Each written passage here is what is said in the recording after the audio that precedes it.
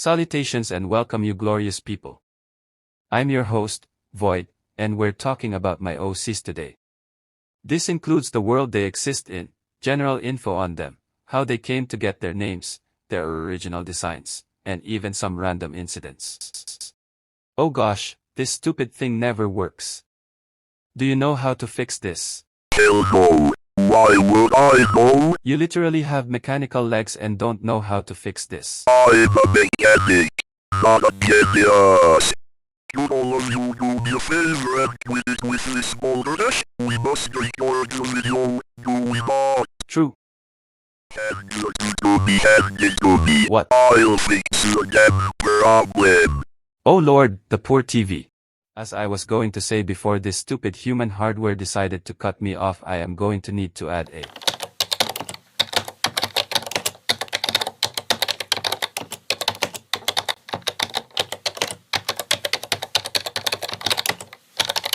Do Prion hive minds have gender? Then why'd you call me a gentleman?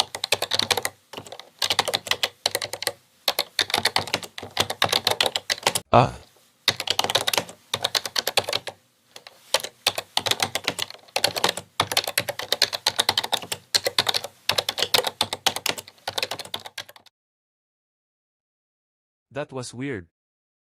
To sum up the situation here, it's the OCs living in your head rent-free taken to the extreme. It is really freaking annoying. But, and here is where I put the disclaimer, the characters here are not supposed to be interpreted as alters in a system. We explained the story to a friend a while back and they thought it was DID.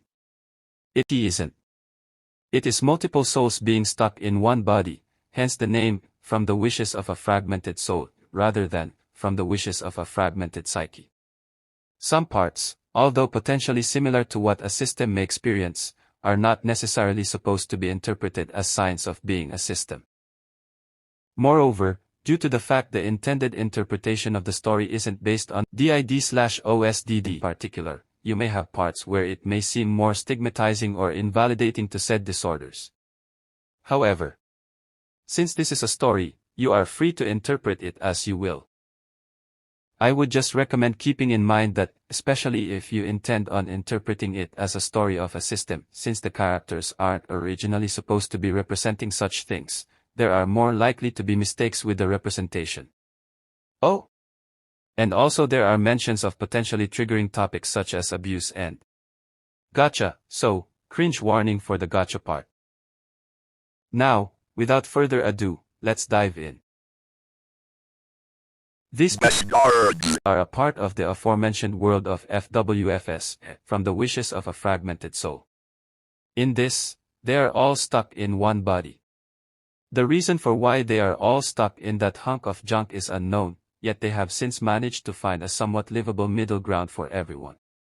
It should also be said on record that the world outside from the main one inside the body's head is a big parallel to the world you yourself are in, but if there were to be a whole World War III.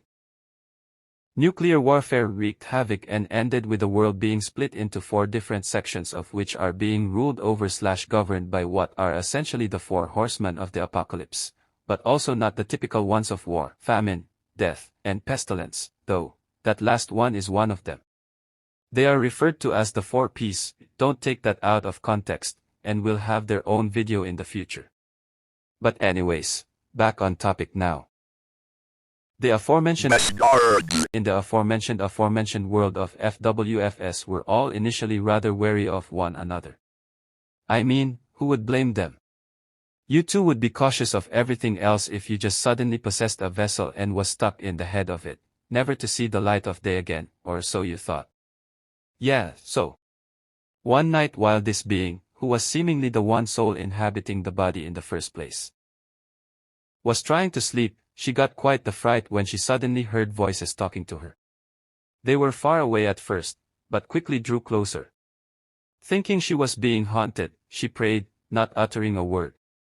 Somehow, even though she didn't say anything, the voices started to talk directly to her. One of them even commented on how irksome it was hearing her pray. What was once horror died down until confusion was the only emotion left. But to unravel why she was even hearing these voices, we must venture a bit back. 𝗏𝗫𝗀 had found a floating black diamond in the middle of the void they all existed in. The man Who donned a mask at the time had been hanging out with 𝗏𝗫𝗀 so discovered it as well. Out of curiosity, both drew closer. Much to the duo's surprise, it grew just as they drew. It wasn't a matter of perspective either. It turns out, as when the man stepped back, the diamond shape stayed in its enlarged form. Only when 𝗏𝗫𝗀 stepped back did it go back to its normal form. Upon hearing footsteps, one of them paused. Lo and behold, it was the purple thing. As she neared, The man noticed that her hands were shaking. It would appear as though she was panicking. 𝗏𝗫𝗀 Being lost in thought, didn't realize that the purple one was going over to them. So, they freaked out upon having their shoulder grabbed by an unfamiliar hand, accidentally jumping into the diamond. What quickly followed was the ghost. hearing voices session, 𝗏𝗫𝗀 was hiding in a closet session, The man whining session, and even the purple thing. attempts at lightening the situation despite being rather startled herself. The lost one. Weeping out of boredom and loneliness would not be heard that day. In fact, it wouldn't be until roughly 5 to 6 years later that his existence would even be discovered. Strange as it wasn't as surprising as other things in that place were. I mean, the entire darn place seemed more 4-dimensional than 3. The middle part, the void, was connected to other parts of the void like the blue and pink abysses. These abysses were then further connected to the other sections such as the forest and library. Going in further, however, only resulted in the eventual, yet convenient, ending up back in the main void. If you were to look up, you'd see the very place you were in as if it were a mirror. Yet, it was neither a mirror nor hallucination. 𝗏𝗫𝗀 Could fly up there just fine and occasionally touch it in some spots. Even so, they could not reach every spot by flying. This was not due to a low stamina, it just seemed as though that in those parts it would move as much as they did, always being out of reach. Taking a closer look at the characters, we have the ghost. She is a constant worrywart yet has been stuck as the primary care physician. Wait a minute, damn it, wrong script. She is indeed a warrior, but not a primary care physician. In fact, she is way more interested in writing than any medical-related topics. Her writing shows as the paranoia eats at her every thought and she goes through the motions of everyday life. Is it anxiety? Only time will tell. For the most part, she's the one doing the talking even though she genuinely despises it. Group projects, although fun, aren't her cup of tea or lemonade on that matter. Preferring to work alone, lost in her thoughts and drowning in music, she can often be found at the computer. Whether she is writing stories, doing a bit of world building, getting ideas for a backstory of one of the many unnamed ones, making Pinterest boards, or the equivalent version of them in this world. Even just writing down random thoughts, you're bound to find her on that human electronic device. When not up to bat with the body, Iris, as she is tenderly yet ironically referred to by the others, tends to hang out more in the part of the void that is called the timeout room, even though it's not a room and is literally just like if you merge that one room you first think of when thinking of an insane asylum, you know, the one with the pillowy walls and floors. And a goddamn living room with a fireplace in a cottage. A lot of things are strange in that place we call a head. The timeout room, despite its infamous nickname, is actually quite nice. Sure, it's padded on all sides so you don't whack yourself, but it's got a good furnishing and is by far the most homely section in the void. Decked out with a pair of pink slippers 24/7, 361 days, she hides in her room all day and keeps herself busy with everything but cleaning said room. She was rather lonely for the first few years of really knowing she's alive. Unforgettably so. Lying awake at night, praying to God for a day the loneliness would change as she could hear the wind howling outside the windows. Even after discovering the voices, that loneliness never seemed to leave, always haunting her every move from a few paces behind. Now, was this perhaps why she would cling on to anyone and everyone who managed to get close to her? Maybe really, she doesn't even know. The forsakenness of the situation only grew as time went on and she entered intermediate school, which was after elementary but before middle, so 4th and 5th grade, in this case. But, when she started that school, she just couldn't take it anymore. She was at the end of her rope. So, one day, she disappeared. Nobody saw her leave. Nobody knew where she ran off to. Due to this, the purple had to step in as the main being you see behind the eyes. We'll get to her later, though. Eventually, after a multi-year-long break from being anywhere near the eyes, she reappeared and let everyone know she was safe. The others then learned that she was merely dealing with some demons, arguably too many demons, but I digress, she had yet to stop running from. By this time, they were all in middle school. But, since they were all sharing one body, they all couldn't necessarily repeat those years for the lost time. Instead, the purple and tutored her in the basics. For the first year or two, the purple would always be nearby whenever Iris was the one using the body, especially at school. Luckily, she always was quick to pick up on new subjects, so it wasn't too hard getting back to a functioning normal.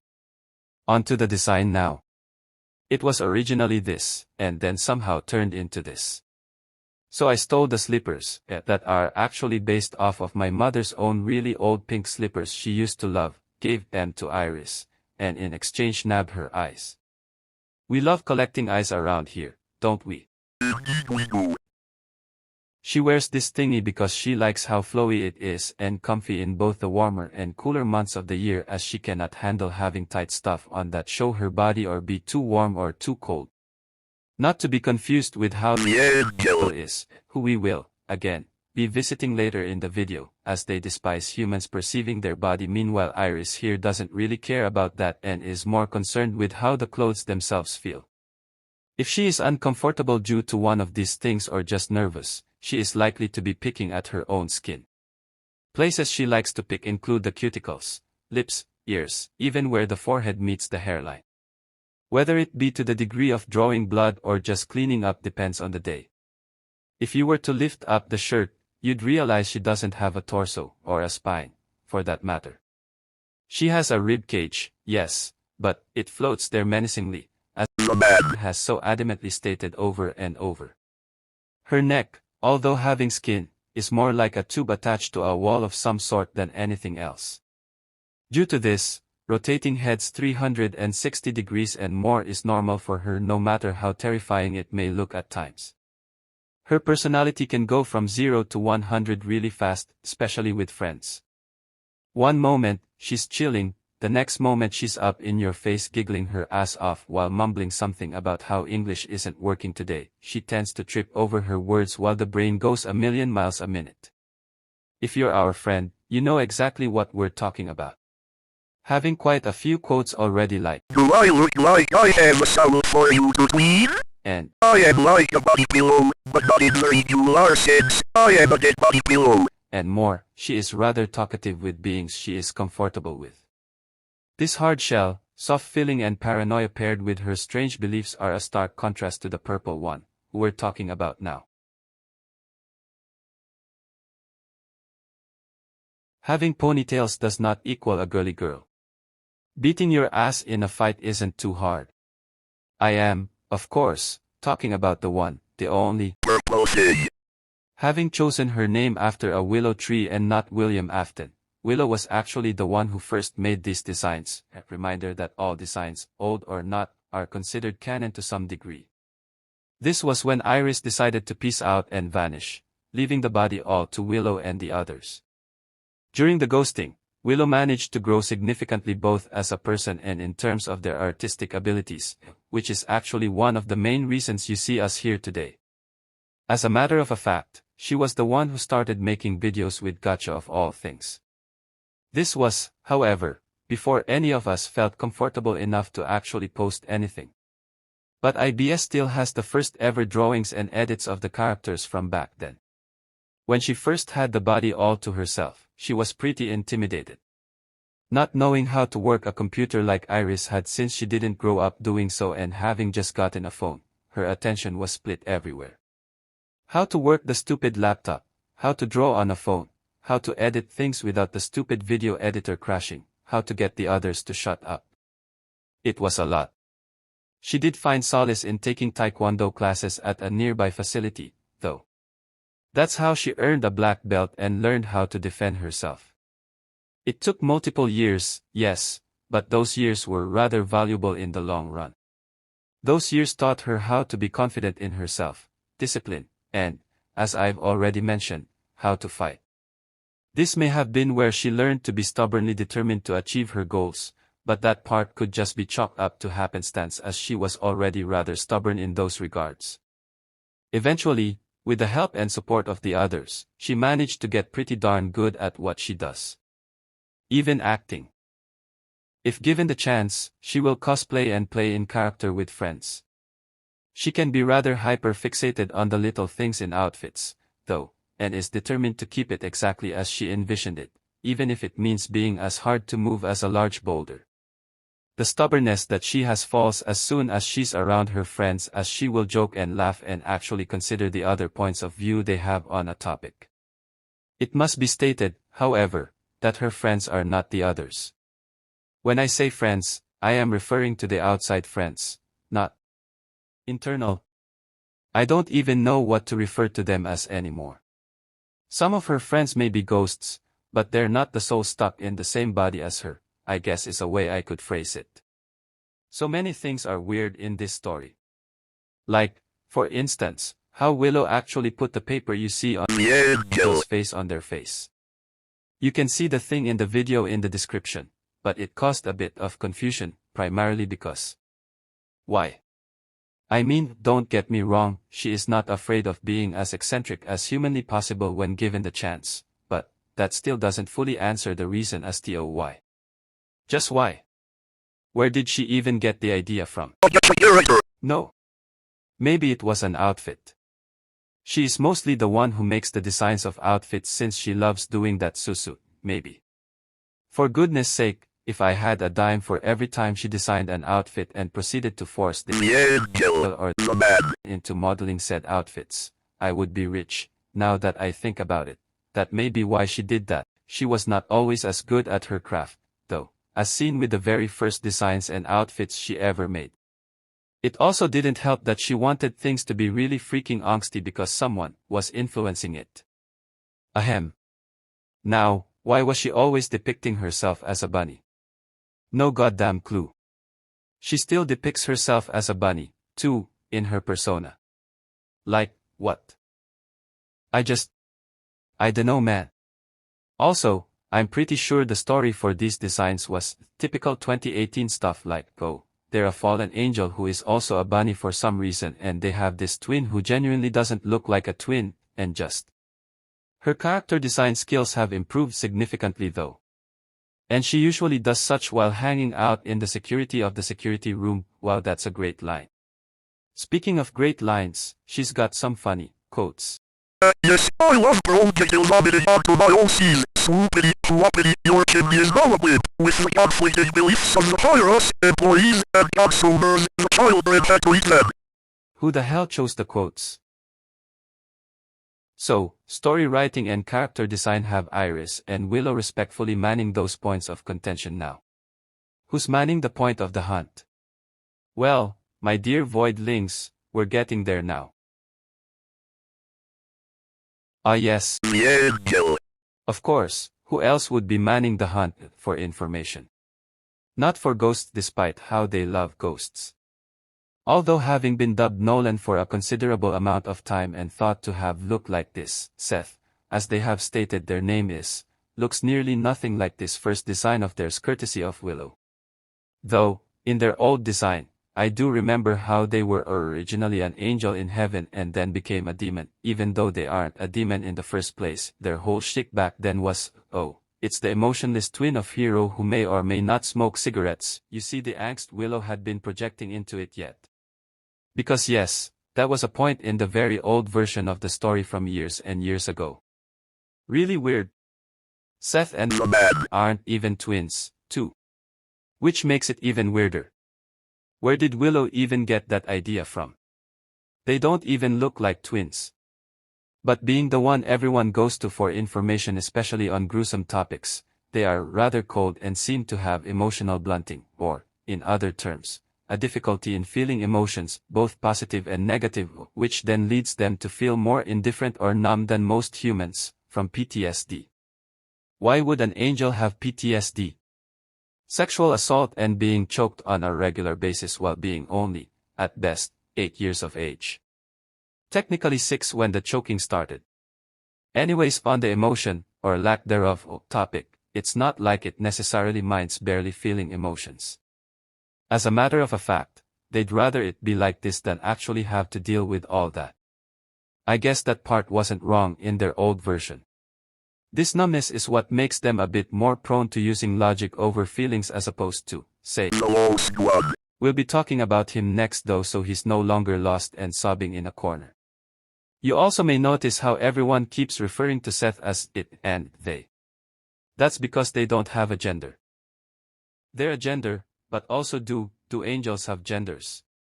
Speaking of being an angel, they previously had only one pair of wings. Until one night while the group was exploring together they paused and fell to the ground in pain. Everyone panicked, of course, while Iris didn't know what the hell to do. Blasted music. Stood by, and Willow tried to comfort Seth. I even wrote a whole short story on the incident that you can find on my Unveil. I'll link it in the description for those curious. It was for a paper in my literary class. Though, Seth themselves doesn't really do much in that specific story since it's from Iris' POV. But anyways, Seth is the one who takes over when Willow and Iris aren't around, primarily for work-related stuff despite the fact that really likes doing work. There's a reason why he isn't allowed to do the amount of work he wants to, work the body to death. That doesn't mean that Seth is any better in that regard, as they do tend to, as the kids would say, lock in to a concerning degree and not eat. Unlike who straight up forgets to eat, they don't eat because they don't like the textures of food and the sensations that come with eating. I mean, I have yet to meet an angel who does eat, so I think that's normal. They may or may not have a gambling problem though, which I know as a fact isn't normal. It's totally not a problem. On a happier note, literally, they can still see even if the paper they don on their face is, well, on their face. The eyes you see on their human face are actually prosthetics. They see solely through the eye atop their head, which also changes colors from blue to yellow depending on the angle and if they're deliberately staring into your soul or not. Speaking of appearance changes depending on moods, parts of their hair will go white if they feel threatened and their second pair of wings will appear from the ether. If they are indeed as threatened as they appear, they will proceed to hiss, and let me tell you from a first-hand experience, you don't want to know what an angel hissing sounds like. Willow also keeps picking out outfits that make them look like a messenger, which, I mean, it's not bad, but why always this hat? It looks nice, but why? Could it be because Seth is always leaving people, humans or not, bewildered? 'Cause they tend to do that too. They go literal days without uttering a word and then all of a sudden, when asked by someone about virtually anything, they'll just go. With your own consciousnesses, profound horror, that freedom more obscure. Or, I am everything you are and and then retreat back into the forest without explaining a single thing. Like huh? What's that supposed to mean? Is this a threat? Probably not. But it still freaks everyone the hell out. On that note, you may be wondering how Seth can go days without talking and yet still answer the many questions all the others have. And to that I say, typing/texting/writing. No paradoxes or weird inconsistencies here. Everything is, mostly, structurally sound. Unlike emotions.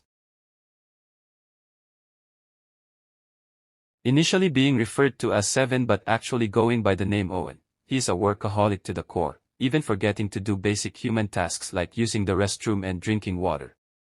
This is why he is mostly not allowed to work his ass off with the body. Mostly. But, when he is allowed to use it, he usually just cleans. Whether it be a desk, the room, the house, the souls of the innocent, a work paper, he'll do it. All to keep himself occupied. Just no dentistry, please. He was the last one to be discovered when they all found one another out. It was very strange given the rest of them knew one another for years at that point while Owen was left out since nobody knew he even existed or was in the library for all that time or that the Void had a whole-ass library at all. Being the one who makes backup plans and then backup plans for the backup plans, he is by far the most worried about the future out of all of them. This worry is not to be confused with how Iris is worried as she is mostly worried about the present, not the future. He has an interesting way of talking, as seen with his quotes. Get go to heaven, get go to hell, where split 50-50 and only time will tell. The soul of Willow said bestow upon you given from hell. Good luck, this is what I like to call the silent atonement for your sin. I'll let you pumpkin wearing, lily your child eater. And this is the sort of stuff that Seth stumbled upon when they first found Owen in the newly discovered library. Owen was just mumbling random crap to himself when Seth walked in, seemingly trying to memorize information he was reading from a book, an informational book on hyperdontia, and froze when he saw Seth. Seth, however, just kinda joined him in mumbling random stuff about hyperdontia, so, win for Owen, I guess. Though, I do find it rather interesting how he despises dentists and was first found reading up about hyperdontia. Very interesting. That little interaction was way better than when Iris first met him since she was on a train and he just appeared beside her info dumping on Newton's laws of physics and motion. She was freaked out, and rightfully so, but eventually came around and listened, which actually proved useful when Seth was growing that new pair of wings and was blasting music in a stalemate with Willow as she used that knowledge to break said stalemate. So, Owen's info dumping does come in handy in some circumstances. He likely got all that info from the books he was obsessively reading for all those years. Though, he has terrible eyesight so uses a monocle to see the small text. Iris even gave him the monocle you see him wear today as it fits nicely and is better than his old one that he just found while rummaging through the library's drawers. He tends to hoard things due to the small amount of resources that he is used to having. But, him constantly being in the library does have some benefits other than having a crap ton of info on less macabre topics like wordplay and poetry. Being a bit manic at times, especially while ranting about a topic he loves either in speech or in writing, he tends to put more input about what his personal opinion is on the topic rather than actual info on it. He will explain the topic with context so whoever he is chatting with can at least understand what he's even talking about. He won't give so much info that you're a master at the subject, unlike Seth. Him and Seth actually get along rather well despite how he uses more pathos and they use more logos, especially with how they both have semi-old-timey accents and all. Not to mention the words they use and how the two use them. He uses older slang though while Seth prefers to not use any slang whatsoever. Meanwhile, he and Willow are honestly the best of lads. Willow loves to listen to his rants and Owen loves to rant. Hell, Willow has even picked up some phrases from him like, top of the morning, to ya, and other words like stupendous, which don't seem to be used that often anymore. It's really fun to see the two of them interact. Especially since you have the trope, where there's a person who is chronically offline and a person who is chronically online so you see their vocabulary clash in the funniest way possible. I could 100% see Owen just mid-rant about something like the history of goddamn clay and then Willow just interjects and is like, so, they were cooking and not being cooked, and then Owen is just like, could you explain further on what you mean? It seems as though you are flummoxed. May you please enlighten me, for I am out of touch with such new age terminology, and then Willow is like, cooking means they were being really bloody good while being cooked means they were doomed. I beg your pardon. You believe that what I just explained is about a cook being so good that they're doomed? No. That's not what I said at all.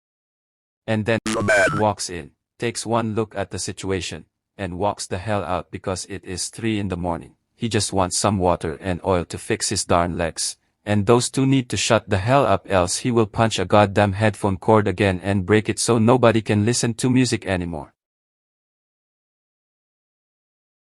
Ah yes, the man, ever so calm.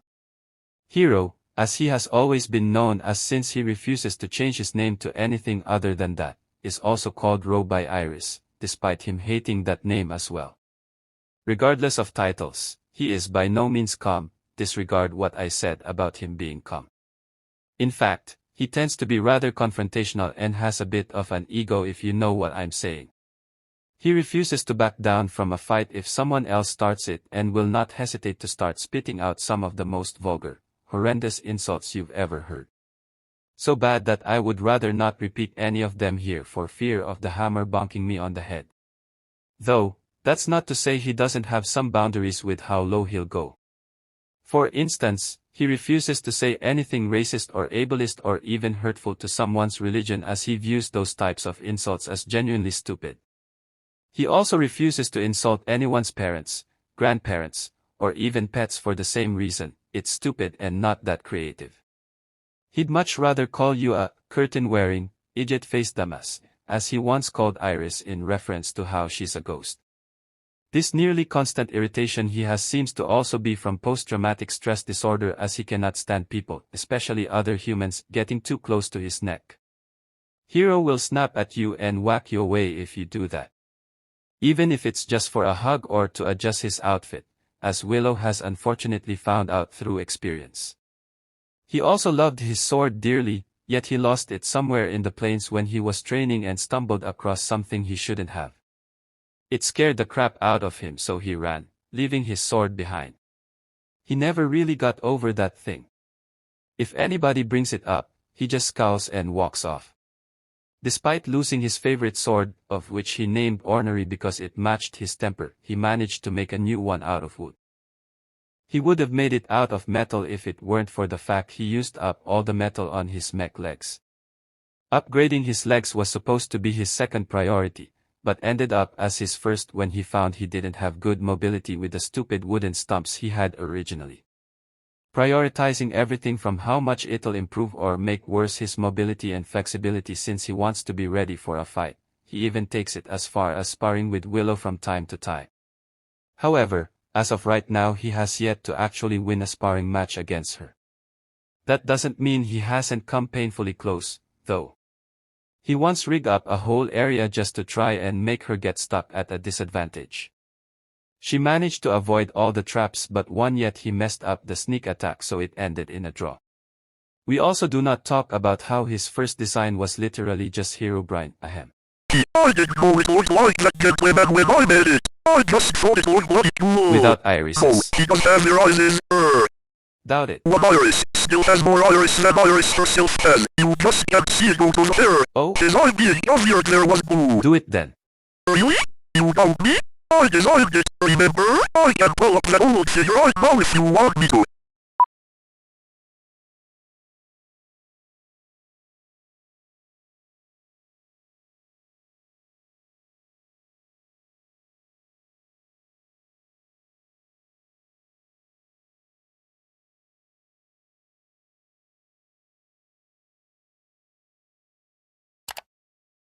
Well, anyways.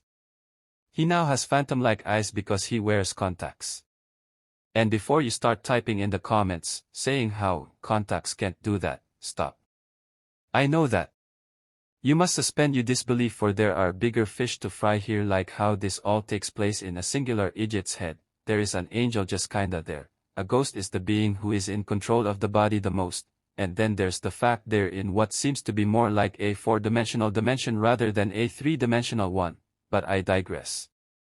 His eyes also tend to twitch a lot, especially his left one, for no apparent reason. Even he doesn't know why his eyes do that. It might be anger, it might be sleep deprivation, but in any case, he is still rather empathetic to other people so long as they haven't wronged him in any major way. He doesn't hold many grudges, but the ones he does hold should not be taken lightly.